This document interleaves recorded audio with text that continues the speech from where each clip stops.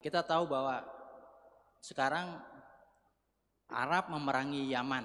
Ya. Dia nggak pernah perang sama konflik sama Israel. Ya. Terus sebenarnya Uni Emirat Arab, Bahrain juga bersekutu sama sekarang sama Israel bareng-bareng untuk menghadapi siap Iran. Padahal di situ kita tahu ada kota-kota suci. Bagaimana tuh ulama-ulama perang tersebut, dan itu menurut saya udah sampai ke Indonesia. Ya. Bagaimana sekarang bahkan ulama kita, orang yang aku Islam itu mereka sama saudaranya yang beda pendapat, misal dia nggak kunut, dia nggak tahlil, dia nggak apa, dia justru keras. Terus sama orang-orang kafir dia biasa-biasa aja gitu. Ya. Saya rasa itu problem besar sekali menurut saya. Bagaimana pendapat Bapak? Makasih. Assalamualaikum. Assalamualaikum. Ya taib. Ini adalah fenomena akhir zaman, dan kita harus mengetahui ya, hari ini misalnya terjadi perselisihan di antara kaum muslimin, di antara orang-orang yang beriman. Kita harus mengetahui bahwa ini tidak terlepas dari pengaruh orang-orang Yahudi dan Nasara. Ini tidak terlepas. Konflik yang terjadi di Suriah, konflik yang terjadi di Yaman, walaupun kalau kita lihat itu terjadi antara orang yang beriman, ya, antara orang yang ya berserah diri kepada Allah, di antara muslim, yang kalau kita katakan mungkin perang saudara kan gitu. Ya, itu tidak terlepas. Dan kita ya semua sudah merasakan, kalau sesuai sejarah 355 tahun Belanda di Indonesia, yang kemudian kita sama-sama sudah mengetahui ya, di antara taktik mereka menundukkan ya orang-orang di Nusantara ini adalah apa itu namanya, Pak? Kalau dalam bahasa Belanda itu, taktik mengadu domba itu apa namanya? Itulah, Pak ya. Saya nggak belajar bahasa Belanda ya. Kita semua sudah mengetahui, ya. Jadi mereka memang selain merusak, mereka mengadu domba. Selain merusak, mengadu domba. Makanya kalau ada di antara kita mendukung kerusakan itu dan mendukung adu domba itu, berarti sama saja kita ini adalah kaki tangan Yahudi dan Nasara, atau secara umum tadi, umat-umat yang menentang Allah dan Rasulnya. Mereka itu dibaliknya, ya. Dan Allah sendiri sudah mengatakan walan tarda ankal yahud walan nasara. Orang-orang Yahudi dan Nasara itu mereka tidak pernah ridha hatta tattabi'a millatahum, sampai kalian mengikuti millah mereka, mengikuti cara hidup mereka, mengikuti. Ya, mereka tidak akan pernah ridha, kata Allah. Oleh karena itu Bapak Ibu dirahmati Allah, ketika hari ini kita menyikapi apa yang terjadi di dunia Islam khususnya, maka ketahuilah sebabnya apa. Sehingga apa? Kita tahu mengarahkan senjata kita. Jangan sampai kita mengarahkan senjata kita kepada saudara kita, kepada orang-orang yang beriman. Karena ketika kita arahkan senjata kita kepada orang-orang yang beriman, berarti hilang rahmat tadi kan. Hilang kelembutan kita kepada sesama muslim. Padahal ciri-ciri umat unggulan yang kedua tadi apa? Mereka lemah lembut, kasih sayang terhadap orang-orang yang beriman, tegas terhadap orang kafir. Jadi Bapak Ibu dirahmati Allah, sekali lagi ya, itu antara sebab, karena memang di luar sana ada orang yang menginginkan kita pecah, ya, kita rusak. Silakan, Pak.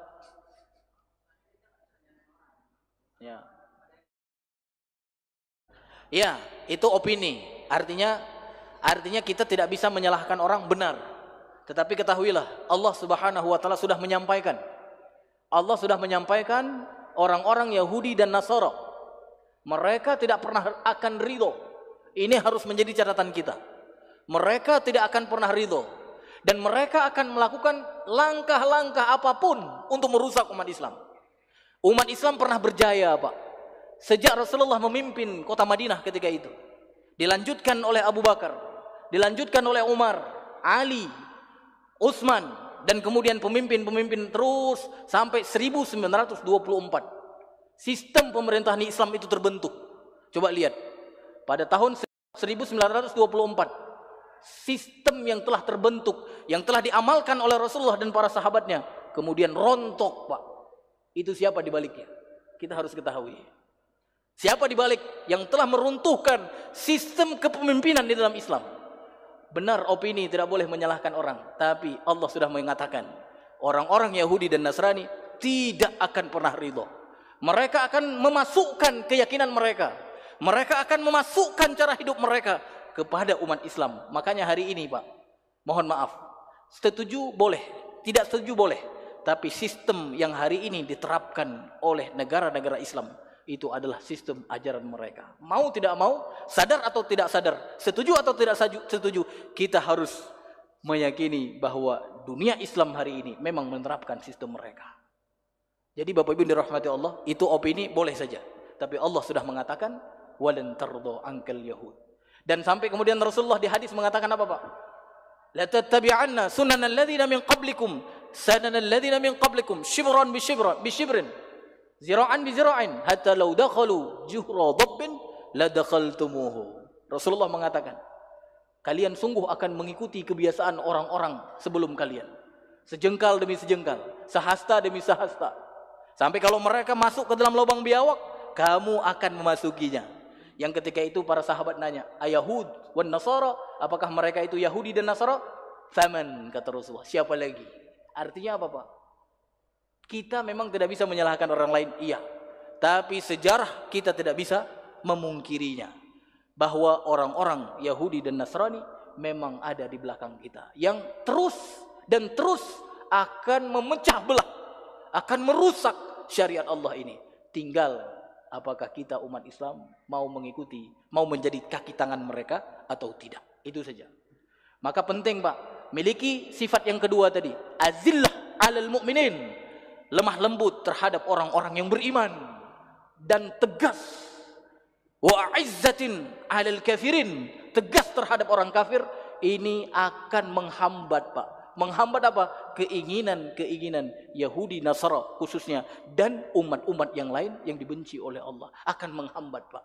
Tapi kalau kita tidak memiliki sifat ini, tidak memiliki kelemah lembut kita terhadap orang beriman, beda masalah furu, bukan asal, furu. Beda masalah furu.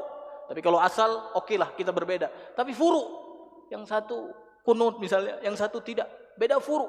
Jangan sampai gara-gara itu membuat kita apa Pak? Benci kepada saudara yang ada di kanan kita, kiri kita. Berbeda dengan masalah asal. Mungkin para asatid sudah menyampaikannya. Apa asal, apa furu. Ya. Kalau asal, ya hubungan akidah. Kalau furu hubungan ibadah saja. Beda masalah tata cara saja. Dan ini tentunya para ulama sudah membahas dulu. Tidak mungkin disatukan. Imam Malik pernah diusulkan. Kita terapkan saja apa yang ada di dalam kitabmu. Beliau menolaknya. Karena itu tidak akan mungkin terjadi. Tapi kalau dalam masalah usul, masalah tauhid, masalah akidah, itu bisa. Jadi Bapak Ibu dirahmati Allah, miliki sifat yang kedua tadi. Azillatin 'alal mu'minin, a'izzatin 'alal kafirin. Lemah lembut terhadap orang-orang yang beriman, tegas terhadap orang kafir, itu akan membuat cinta dunia yang ada pada diri kita itu hilang pelan-pelan insya Allah. Ya, wallahu a'lam bishawab Pak. Ya. Jadi mudah-mudahan ya ini menjadi nasihat untuk diri saya, ya sehingga apa? Ya kita selalu mencintai Allah dan mudah-mudahan Allah mencintai kita. Dan kemudian kita lebih rekat lagi ya persaudaraan di antara sesama mukmin. Al-mu'minuna ikhwah. Bahkan kalau dalam surat Al-Fatih ayat 29, Muhammad Rasulullah ya, walladzina ma'ahu asyidda'u 'alal kuffar ruhama bainahum. Masyaallah Pak. Muhammad itu adalah utusan Allah dan orang-orang yang bersama Muhammad itu asyidda 'alal kufar, kata Allah. Tegas, keras terhadap orang-orang kafir. Dan ruhama bainahum. Mereka itu rahim, Pak. Masya Allah. Rahim. Ya, kalau sekarang Masya Allah, orang sama kafir begitu baik, mesra. Sama orang muslim kalian curiga. Nauzubillah, mudah-mudahan ini tidak terjadi pada jamaah masjid. Jamaah masjid apa ini, Pak? Rahmatan lil alamin. Masya Allah. Dari nama saja sudah ruhama, Pak ya? Rahmah lil alamin. Ya, mudah-mudahan kita semua menjadi generasi unggulan itu, Pak ya. Sehingga pelan-pelan virus wahan yang ada pada diri kita, kalau memang sudah ada, hilang. kalau yang belum ada diselamatkan oleh Allah Subhanahu wa taala. Jadi intinya terakhir saya sampaikan, jadilah orang yang dicintai oleh Allah dan mencintai Allah Subhanahu wa taala. Jadilah orang-orang yang lemah lembut terhadap orang-orang yang beriman dan tegas terhadap orang-orang kafir. Dan kemudian yang ketiga, jadilah selalu orang yang berjihad di jalan Allah. Minimal tadi miliki keinginan atau berdoa agar diberikan syahid. Yang keempat, jangan takut kepada orang-orang yang mengkritik itu, orang-orang yang nyinyir itu, dengan orang-orang yang beropini dengan opini yang bertentangan dengan syariat Allah. Jangan pernah takut. Insya Allah Pak, dengan memiliki sifat yang kita sebutkan ini, kita diselamatkan oleh Allah dari virus hubbud dunya wa karahiyatul maut, cinta dunia dan takut akan mati. Taib, Bapak Ibu dirahmati Allah, ini yang dapat saya sampaikan. Mohon maaf atas segala kekurangan. Kalau ada kata-kata yang menyinggung perasaan Bapak Ibu sekalian, mohon dimaafkan ya, karena ya kita nanti akan berhadapan dengan Allah. Semua yang ada di dunia dari perkara-perkara yang kita lakukan akan diminta pertanggungjawaban oleh Allah. Maka kalau ada kata-kata saya yang menyinggung perasaan Bapak Ibu, mudah-mudahan Bapak Ibu bersedia memaafkannya. Nakhtatim bidoa kafaratul majlis. Subhanakallahumma wa bihamdika asyhadu an la ilaha illa anta astaghfiruka wa atubu ilaik. Assalamualaikum warahmatullahi wabarakatuh.